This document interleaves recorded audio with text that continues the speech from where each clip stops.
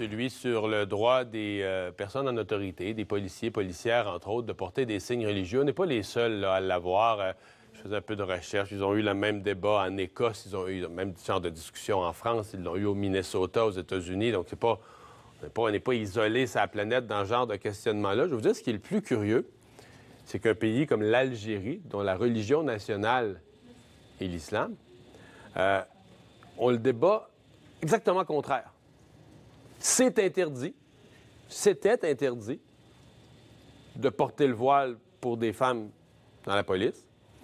Et là, ceux qui le préconisent, ceux qui disent non, il faut faire une place au hijab, ce sont vraiment, parce que là, bon, il y a quand même des mouvements, des partis politiques islamistes assez radicaux, des fondamentalistes religieux qui veulent que le fondamentalisme religieux prenne beaucoup plus de place dans le gouvernement. Et ce sont eux. Donc, ils ont le débat inverse. Eux, ils n'ont pas de voile. Le voile est interdit. Et donc, il y a des fondamentalistes religieux là-bas qui disent non, il faut permettre. Et qui s'inspirent, ils disent, regardez, là, ils le font. Je voyais des exemples, ils disent, ils le font en Afghanistan. Ils ont différents exemples. Ils disent, ça se fait ailleurs. Et ils disent, il y a moyen d'intégrer ça dans l'uniforme. Là où je suis, bon, ça pour dire qu'on a la discussion ici aussi. Là où je suis en désaccord vraiment total avec le premier ministre, puis on en a parlé plus tôt dans l'émission, c'est lorsque M. Couillard dit il dit que les partis, là, le PQ ou la CAQ, voudraient interdire à cette jeune femme, celle qui étudie en technique policière, lui interdire de devenir policière. On ne peut pas dire ça. On n'a pas le droit de dire ça. Il n'est pas question de lui interdire. C'est-à-dire, enlever un signe religieux est possible. C'est pas vrai que M. Couillard ne peut pas accepter que, au nom de la religion, c'est impossible d'enlever ce voile-là. On raconte même que la mère de la jeune fille, il aurait dit, garde, s'il faut pour ta carrière, tu pourras l'enlever. Alors, le premier ministre ne peut pas prendre comme position qu'interdire le voile, c'est l'empêcher de faire carrière. Il se poursuit. Ça a été dur cette semaine à l'Assemblée nationale. Est-ce qu'en forçant une jeune femme à enlever son voile, entre autres, est-ce qu'on l'empêche de faire une carrière dans la police? Le ton qui est durci, évidemment, à l'Assemblée nationale, le gouvernement a clarifié hier sa position en disant, il n'y a pas de doute, là, c'est clair pour nous, le voile, le turban, les signes religieux on doit leur faire une place, ça doit être accommodé à l'intérieur des uniformes policiers.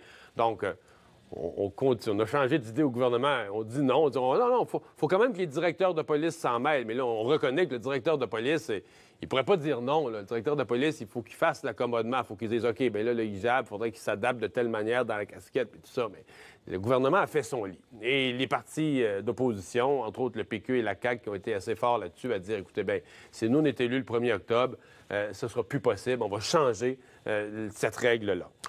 Pour essayer de démêler tout ça, puis la signification du hijab, etc., Nadia El Mabrouk, de l'Association québécoise des Nord-Africains pour la laïcité, est avec nous. Bonjour. Bonjour. Parce que vous êtes originaire de Tunisie, vous connaissez un pays. Je regardais à droite l'Algérie. Ça me frappait. En Algérie, on a le débat exactement inverse. C'est-à-dire que le voile est interdit pour les policières, mais les partis politiques plus fondamentalistes religieux veulent l'autoriser. Donc, oui, et en Tunisie, moi je viens de Tunisie, et puis le voile était, il y a des circulaires, là le voile était interdit dans les... Par loi, par règle. Oui, par circulaire, dans toute la fonction publique. Dans toute la fonction publique jusqu'à la Révolution, et puis, mais ça n'a pas été abrogé, et puis il n'y a pas de loi qui permette d'introduire le hijab dans la police, mais il y en a quelques-uns, mais à chaque fois qu'il y en a, ça fait un tollé, par exemple, et puis il y avait une hôtesse de l'air... à un moment donné, qui portait le hijab, et ça a fait un tollé. Et même le parti islamiste en Tunisie ne demande pas le retour du hijab dans la police. Alors c'est... Donc ici, en France, en Écosse, dans les pays occidentaux, oui, on a des débats pour faire cet accommodement. Oui. Après ça, les partis islamistes dans les pays, chez nous s'en inspirent, disent regardez, le Canada permet le voile, pourquoi on ne le permettrait pas? Alors voilà, c'est ça. En plus, quand on fait donc ça, les fondamentalistes religieux d'Afrique du Nord vont s'inspirer du Canada. Ah, tout à fait. Ah, mais ça, c'est souvent... oui, Khomeini, par exemple, c'est en Angleterre qu'il a pris sa base et tout ça avant d'aller... c'est ça. Bon. Alors c'est ça. En autorisant tout ça... comme on le disait, on fait le jeu, en fait, des islamistes. Mais là, on nous dit que cette jeune femme, là, elle est médaillée de la lieutenant-gouverneur, une étudiante modèle, elle est toute jolie, intéressante. Elle veut faire carrière dans la police, elle a foi à son avenir, elle veut faire carrière au Québec, mais je voudrais juste garder mon voile.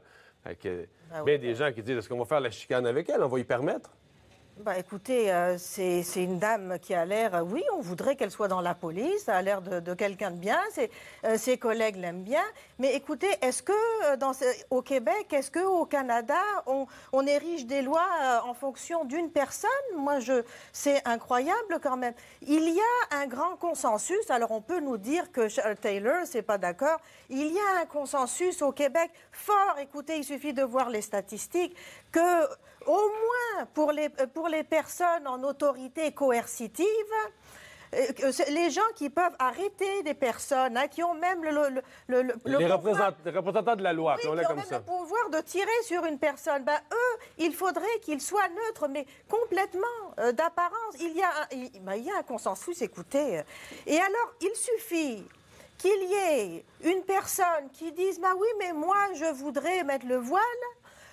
Pour que ça soit fini, on oublie le sens commun, on oublie les principes et qu'on veuille être gentil. Mais gentil avec qui?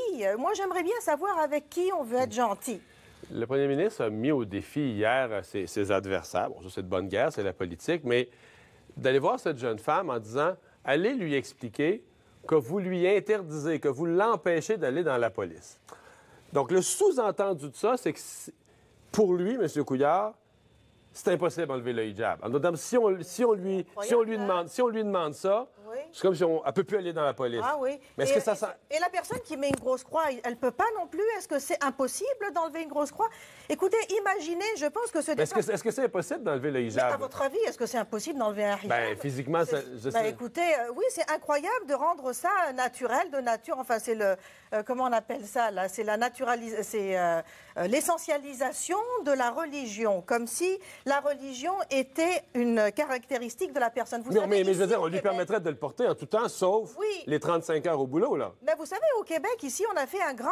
la Révolution tranquille, ça a permis que la religion ne soit plus un marqueur de la personne. À l'époque, ici, vous pouviez demander, pour embaucher quelqu'un, par exemple, dans l'enseignement, si cette personne-là, ses croyances, si elle était catholique. Alors, avec la Révolution tranquille et puis tout ce qui est venu avec, ce n'est plus possible, c'est illégal de demander la religion de son employé. Est-ce qu'on est en train de vouloir faire marche arrière et vouloir caractériser les gens par leur religion? Et alors on me parle de représentation. Il faut représenter la diversité, les musulmans. M. Trudeau avait dit ça, puis il y a une des deux ministres, je pense que c'est Mme Vallée hier, qui l'a redit en disant il faut que les corps policiers soient représentatifs de la diversité actuelle de la société. Oui, je suis là aujourd'hui, c'est parce qu'on a écrit une lettre avec l'Association québécoise des Nord-Africains pour la laïcité, qui est signée par une cinquantaine de citoyens et citoyennes. Écoutez, on trouve ça aberrant. J'ai oublié de poser, c'était quoi la question? Non, mais je veux dire, la question, c'est de savoir, est-ce que... Je commence à dire, est-ce que ça s'enlève? C'est un peu ça. Et ça, c'est une partie de la question. Est-ce qu'une personne qui enlève son voile, est-ce qu'on lui enlève son identité? Puis oui, écoutez, non, mais en tout cas, on était dans la représentation. Ouais. Mais là, on veut représenter... Écoutez, les institutions de l'État, et surtout la police, mais enfin, les institutions de l'État doivent représenter qui? Ils doivent représenter les citoyens en tant qu'individus. Depuis quand on représente les citoyens en tant que groupe religieux? Est-ce qu'on va faire ça avec les différents groupes? Est-ce que Mme Valérie Plante, on ne sait même pas si elle est croyante, pas croyante. Pourquoi pour les musulmans, il faudrait représenter les femmes qui portent le voile? Est-ce qu'on va se mettre à représenter... Alors donc, il faudrait aussi représenter les femmes musulmanes qui ne portent pas le voile. Parce que le voile, vous le savez très bien, c'est un débat, il n'y a rien qui, dans la religion, je le dis encore une fois, dans le Coran, il n'y a rien qui demande aux femmes de se couvrir les cheveux. Et puis, c'est un débat à l'intérieur même du monde musulman, même chez les théologiens. Comment ça se fait qu'ici, on détermine que le voile, le hijab, est caractéristique de l'identité des musulmanes? Et comment on va représenter les femmes musulmanes qui ne sont pas voilées? Est-ce qu'on va leur demander leur religion? C'est interdit de me demander la religion des employés. Écoutez, je ne comprends pas, on ne peut pas comprendre la logique qui fait de mettre par-dessus un uniforme un signe de religieux ostentatoire. Imaginez qu'on dise, écoutez, est-ce que vous pensez que ce débat-là, si on avait dit cette dame-là, elle voudrait mettre une croix par-dessus son uniforme, tout le monde aurait rigolé, n'est-ce pas? Alors comment ça se fait que pour le hijab, vous avez vu, on parle juste du hijab et du turban sikh. Parce que c'est les deux, par exemple, dans la GRC, c'est les deux pour lesquels il y a eu des demandes plus concrètes.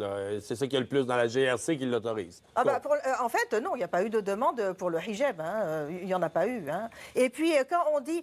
Il y a une dame qui vient de m'écrire pour me dire que c'est faux, que, vous savez, on dit que la Cour suprême avait autorisé à la GRC le port du... Ça n'a jamais été contesté directement. Là. Ça a jamais été... Ils n'ont pas pris position. La Cour suprême du Canada n'a jamais pris position là-dessus. Voilà. Mais on va continuer à suivre ça. Merci beaucoup d'avoir été avec nous. Merci. Au revoir.